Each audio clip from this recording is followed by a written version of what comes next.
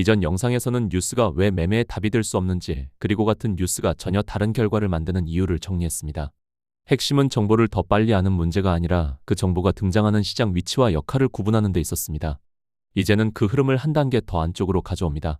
뉴스보다 앞서 작동하는 재료는 무엇이고, 왜 재료와 호재를 구분해서 봐야 하는지, 그리고 이 둘이 가격의 어느 구간에서 어떤 역할을 맡는지를 정리해 보겠습니다. 주식시장에서 말하는 재료는 단순한 뉴스 한 줄을 의미하지 않습니다. 재료란 주가가 움직일 수 있는 이야기의 근거이자 시장의 기대를 쌓아 올리고 소모해가는 대상에 가깝습니다. 뉴스가 특정 시점에 전달되는 정보라면 재료는 그 뉴스가 나오기 전부터 형성되고 이후까지도 영향을 미치는 하나의 서사 구조라고 보는 편이 더 정확합니다. 많은 투자자들이 재료를 곧 오를 이유 정도로 받아들이지만 실제 시장에서 재료는 주가를 끌어올리는 장치라기보다 기대를 만들어내고 확장하고 소진시키는 구조에 가깝습니다. 재료가 등장하면 시장은 즉각적인 결론을 내리기보다 이 이야기가 얼마나 믿을 만한지, 얼마나 크게 확장될 수 있는지, 그리고 어느 기간 동안 유지될 수 있는지를 가격을 통해 검증합니다. 이 평가 과정 자체가 주가의 등락으로 나타납니다. 재료의 핵심은 확정된 사실로서 기대감을 증명하고 앞으로의 가능성을 보여주는 것에 있습니다. 이미 숫자로 확인된 실적이나 결과는 시장의 기대에 부합하게 되고 새로운 비전을 보여주게 됩니다. 새로운 사업 구상, 정책 기대, 기술 개발, 제휴, 테마 편입처럼 아직 끝나지 않은 이야기들이 재료로 작동하는 이유는 그 안에 미래에 대한 해석과 기대가 개입될 여지가 남아있기 때문입니다. 이 때문에 재료의 힘은 시장 환경에 따라 크게 달라집니다. 시장이 좋은 국면에서는 비교적 작은 재료도 크게 소비되지만 시장이 위축된 국면에서는 분명한 재료가 있어도 주가는 제한적인 반응에 그치거나 다른 방향으로 해석되기도 합니다. 재료의 크기보다 중요한 것은 그 재료를 받아들이는 시장의 태도와 시장에 영향을 줄 수 있는 재료를 놓치지 말아야 합니다. 또 하나 중요한 특성은 재료에는 수명이 있다는 점입니다.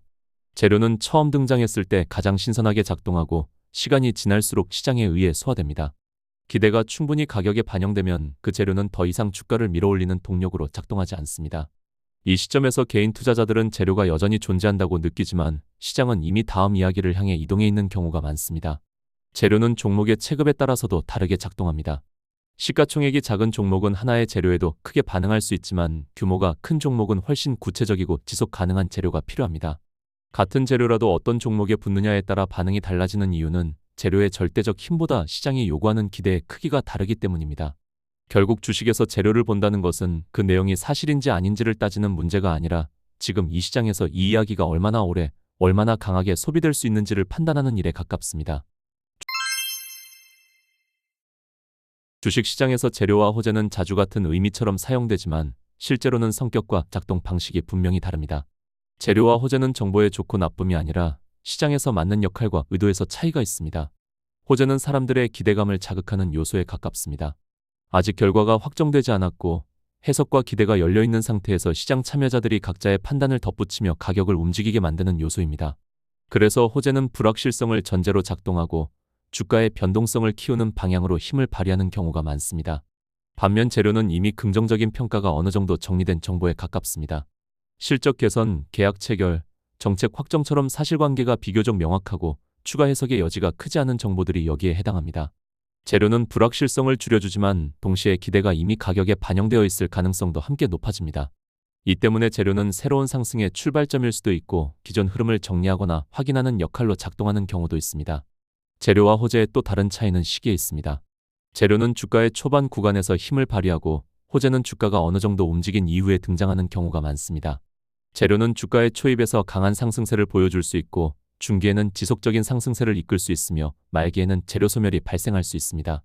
호재의 경우 단기적 상승을 이끌거나 고점에서 물량을 넘기는 것으로 이용될 수가 있습니다. 시장 환경에 따라 역할의 대비는 더욱 선명해집니다. 위험 선호가 살아있는 국면에서는 호재도 강하게 반응하며 단기적인 파동을 만들 수 있지만 그 기대가 오래 유지되기보다는 빠르게 소모되는 경우가 많습니다. 반대로 재료는 시장 환경이 받쳐줄 경우 한 번의 반응으로 끝나지 않고 이후 흐름을 지탱하는 근거로 작동합니다. 결국 재료와 호재는 절대적인 힘을 갖는 개념이 아니라 시장 환경 속에서 서로 다른 방식으로 소비됩니다. 그래서 재료와 호재를 구분한다는 것은 어떤 정보가 더 좋은지를 판단하는 문제가 아니라 지금 이 정보가 확정되지 않은 기대 단계의 호재인지 아니면 사실 확인을 바탕으로 이후 주가에 지속적인 영향을 줄 수 있는 재료인지를 구분하는 문제입니다. 투자자는 재료, 호재에 대한 해석을 잘못하여 항상 단기 반응이 끝난 뒤에 들어가거나 기대가 이어지지 않는 구간에서 방향을 착각하게 됩니다. 그렇다면 개인 투자자는 재료와 호재를 어떤 태도로 바라봐야 하고 이 둘을 매매에 어떻게 활용해야 할까요? 주식시장에서 뉴스, 재료, 호재가 자주 혼동되는 가장 큰 이유는 이 세 가지를 같은 시점의 정보로 받아들이기 때문입니다. 하지만 실제 시장에서는 이 셋이 동시에 작동하지 않고 시간차를 두고 서로 다른 역할로 등장합니다. 시장의 출발점은 대부분 기대에서 시작됩니다. 실적 개선 가능성, 계약 기대, 정책 수혜 관측처럼 방향성은 긍정적이지만 내용은 확정되지 않은 상태에서 기대가 먼저 형성됩니다. 이 구간에서 주가는 사실보다 상상과 해석에 반응하며 작은 거래에도 민감하게 움직입니다. 이후 이 기대 중 일부가 사실로 확인되기 시작하면서 재료로 전환됩니다. 계약 체결, 실적 발표, 정책 확정처럼 확인 가능한 정보가 등장하면 시장은 단순한 기대가 아니라 이후 주가 흐름에 영향을 줄 수 있는 근거로 이 내용을 소비하기 시작합니다. 이 단계에서 재료는 단발성 자극이 아니라 일정 기간 동안 주가에 지속적인 영향을 미치는 요소로 작동합니다. 주가 흐름도 이전보다 안정적으로 이어지는 경우가 많습니다. 재료로 주가가 상승하면 뉴스에 나오기 시작합니다. 공시, 언론 보도, 공식 발표를 통해 이미 반영된 재료가 시장 전체에 정리되어 전달되는 단계입니다. 많은 개인 투자자들이 이 시점을 시작점으로 인식하지만 실제로 뉴스는 새로운 정보를 제공하기보다는 이미 형성된 흐름을 설명하고 정당화하는 역할에 가까운 경우가 많습니다. 가격은 이미 앞선 재료 단계에서 반영되기 시작했습니다. 시간이 더 지나면 재료로 작동하던 내용도 점차 소화됩니다. 시장 참여자들 사이에서 더 이상 새로운 해석이 붙지 않고 추가 기대가 쌓이지 않는 상태가 되면 재료는 힘을 잃기 시작합니다. 이 시점에서 주가는 차익 실현을 위해 사람들이 혹할 만한 호재를 내보이며 주가의 단기적 상승 속에서 물량을 넘깁니다. 이 흐름을 시간축으로 정리하면 기대, 미확정 사실, 재료 사실 확인, 지속 영향, 뉴스 소식 전달, 재료 소화, 호재 차익 실현으로 이어집니다. 문제는 대부분의 개인 투자자가 뉴스 단계에서야 시장에 참여한다는 점입니다. 이 위치에서는 재료의 크기와 지속성을 보고 앞으로 주가가 얼마나 더 오를지, 그 안에서 어떻게 수익을 낼지 재료로서 부족하다면 매매를 하지 않는 것도 함께 고민해야 합니다. 결국 뉴스, 재료, 호재를 구분한다는 것은 정보를 더 빨리 마치겠다는 의미가 아니라 지금 내가 보고 있는 정보가 이 시간축에 어디쯤에 놓여 있는지를 인식하는 과정입니다. 그리고 내가 접한 소식이 재료인지 호재인지에 따라 어떻게 이용하고 매매해야 할지 고민해야 합니다. 재료와 호재를 대하는 가장 중요한 태도는 그것을 매수 신호로 해석하지 않는 것에서 출발합니다. 많은 투자자들이 정보를 접하는 순간 사야 할 이유를 찾으려 하지만 재료와 호재는 매수 버튼을 눌러주기 위한 장치가 아니라 이미 진행 중인 흐름을 점검하기 위한 정보에 가깝습니다. 재료를 대할 때 가장 먼저 봐야 할 것은 내용이 아니라 위치입니다. 같은 재료라도 주가가 아직 바닥권에 있는지, 이미 여러 차례 상승을 거친 상태인지에 따라 시장에서 맡는 역할은 완전히 달라집니다. 아직 가격에 충분히 반영되지 않은 초반 재료는 주가의 방향성을 만들어내지만 기대가 반복해서 소비된 이후의 재료는 추가 상승보다는 변동성과 흔들림을 키우는 쪽으로 작동하는 경우가 많습니다. 그래서 재료를 접했을 때 던져야 할 질문은 이게 좋은 이야기인가가 아니라 이 재료가 주가의 어느 구간에서 등장했는가입니다. 호재를 대할 때는 판단 기준이 더 단순해집니다. 호재는 긍정적인 소식이지만 확인된 근거가 부족하거나 이미 나왔던 재료를 다시 알리는 것으로 지속성이 부족할 수 있습니다. 호재가 나왔을 때는 단기적 반등을 먹을 것인지 주가의 위치를 보고 매매를 하지 않거나 보유 종목을 매도하는 선택을 할 수 있습니다. 그래서 재료와 호재를 활용하는 현실적인 방식은 진입보다 관리에 가깝습니다. 재료가 등장했을 때는 새로 들어가도 되는지, 새로 들어간다면 얼만큼의 기대감이 지속될지 고민해야 합니다. 이미 보유 중인 비중과 기준을 점검하고 재료에 의해 시장이 어떤 모습을 보이는지 점검할 수도 있습니다. 호재 역시 매수의 근거로 보기보다는 현재 흐름이 어디까지 왔는지를 확인하고 어떻게 이용해 나갈지 사용할 수 있어야 합니다. 마지막으로 재료와 호재는 언제나 시장 환경과 함께 해석되어야 합니다. 시장이 공격적인 국면일 때는 재료 하나가 크게 확장되지만 시장이 방어적인 상태에서는 같은 재료도 거의 반응하지 않습니다. 호재 역시 시장이 강할 때는 추세를 밀어주는 역할을 하지만 시장이 약할 때는 아무 역할을 못하거나 악재로 생각될 수도 있습니다. 결국 재료와 호재를 대하는 핵심은 무엇이 나왔느냐 뿐만 아니라 언제 나왔고 이미 어디까지 반영되었느냐를 바라보는 데 있습니다. 이 기준이 잡히는 순간 재료와 호재는 감정을 자극하는 매수 이유가 아니라 매매를 조절하고 판단을 정리하는 기준으로 생각할 수 있습니다. 뉴스 매매의 가장 큰 문제는 의사결정의 주도권이 항상 투자자 본인에게 있지 않다는 데 있습니다. 뉴스가 매매의 기준이 되는 순간 투자는 스스로 세운 계획에 따라 움직이는 행위가 아니라 외부에서 던져진 정보에 반응하는 구조로 바뀌게 됩니다. 이때 투자자는 시장을 해석하는 주체라기보다 시장의 속도에 맞춰 따라가는 참여자에 가까워집니다. 가장 먼저 드러나는 한계는 시기의 문제입니다. 개인 투자자가 뉴스를 인식하는 시점은 대부분 해당 정보가 이미 시장에 상당 부분 반영된 이후입니다.